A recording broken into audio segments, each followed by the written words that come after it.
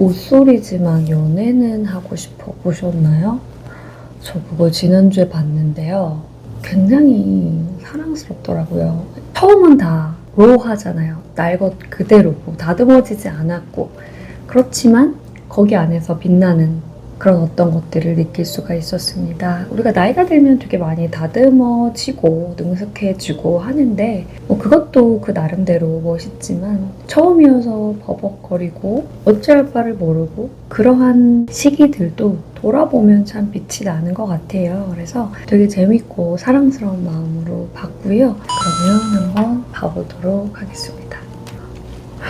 정목이 덱스라니까 정목님이 가장 센스가 있다라고 저도 생각을 해요. 재윤님 같은 경우는 이제 외모로서 처음에 확 시선을 끌지만 예전에 지민님 영상에도 말씀드렸던 것처럼 얼굴도 중요하지만 얼굴이 다가 아니거든요. 그 뭔가 적절하게 유머도 치고 분위기도 좀 이렇게 어색하지 않게 만들고 사회성이 높은 부분들이 집단 내에서 드러날 때 여성분들은 좀 호감을 많이 갖게 됩니다. 근데 정목님이 어쨌든 유머 감각도 있으시고요. 센스도 있으세요. 근데 이런 것들이 굉장히 다 고차원의 능력이잖아요. 사실 웃기는 거 정말 어려운 거 아시죠? 그리고 뭔가 이렇게 센스 있게 치고 빠진다? 그런 거를 뭔가 집단 내에서 잘할 때 그 사람이 집단에서 좀 리드하는 것 같은 느낌도 주고 그리고 그 사람 옆에 있을 때 편안한 거죠. 구성원들이 모두가 다 모쏠이잖아요. 그러니까 얼마나 이성과 관계하고 이런 것들이 어색하고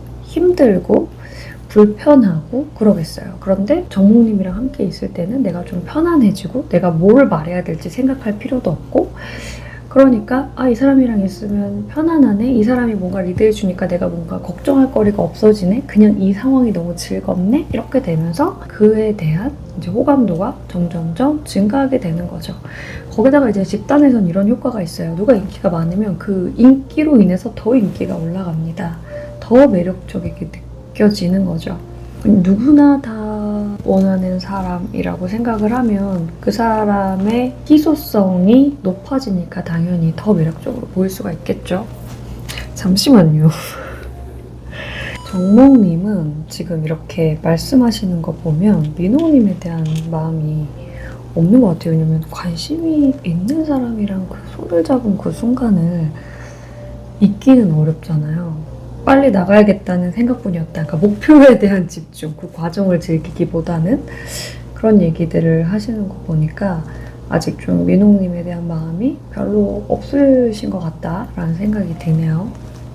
그래서 뭐 이게 잘 되든 안 되든 누군가를 내가 좋아하는 마음 자체를 느낀다라는 거 그게 너무 소중한 경험이잖아요. 그게 평생에 그렇게 많이 온다라고 저는 생각하지 않거든요.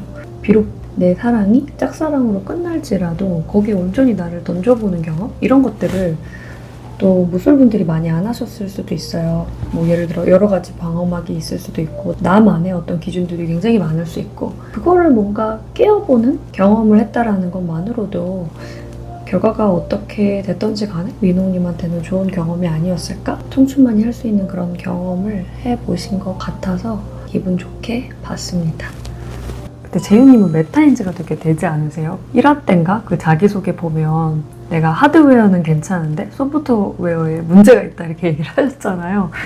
자기에 대해서 되게 정확하게 인식을 하고 계신 분이구나. 근데 이제 이런 분들을 또 좋아하는 분들이 계시거든요. 그 너드남이라고 하죠. 근데 중요한 건 이제 여기는 다 모쏠들이기 때문에 그 너드남을 이끌어줄 사람이 없다라는 게 좀 문제인 것 같기는 해요. 근데 어쨌든 지금 제가 왜 웃었냐면 재윤님이 먹을 때도 그러니까 되게 어색함이라는 게 항상 이렇게 장착돼 있는 분 같거든요. 뭘 해도 이렇게 띠딕 이렇게 하시는데 먹을 때도 이 사람은 먹을 때조차도 어색하구나 이게 발견이 돼가지고 너무 재밌어서 귀여우시고 웃었습니다. 그래도 재윤님이 1대1이 낫네요. 왜냐면 1대1에는 어쨌든 자기가 말할 타이밍을 기다려줄 수 있는 사람이 바로 맞은편에 있잖아요. 그러니까 집단에서는 그런 역동들이 되게 빠르게 돌아가서 센스 있는 사람이 확 튀거든요. 나머지 말들은 좀 묻힐 수도 있고 그 집단 안에서 재윤님이 이렇게 확 죽었다면 오히려 1대1에서는 상대방이 기다려주니까 이렇게 반응들도 잘 하고 이런 모습들이 보입니다.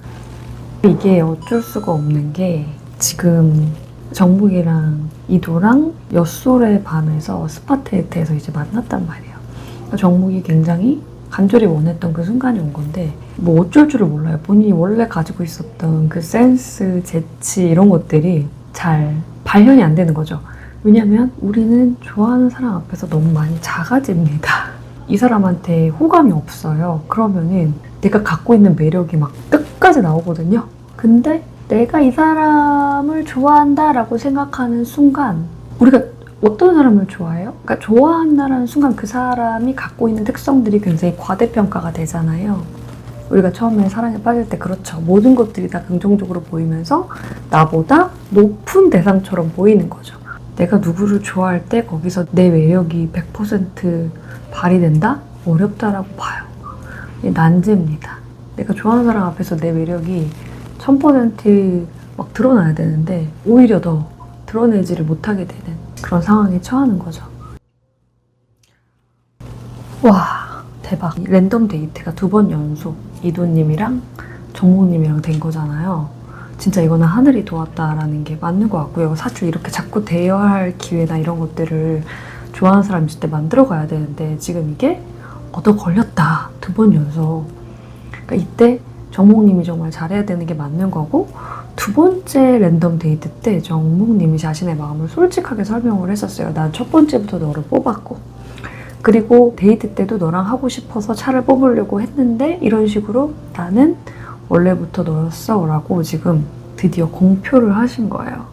그 이도님한테. 잘한 부분이라는 생각이 들어요. 그냥 쭈뼛쭈뼛 되고 있는 것보다 그동안 자기의 마음이 어떻게 흘러갔는지에 대해서 이렇게 설명하고 이야기하는 거는 굉장히 좋은 방법이라는 생각이 듭니다.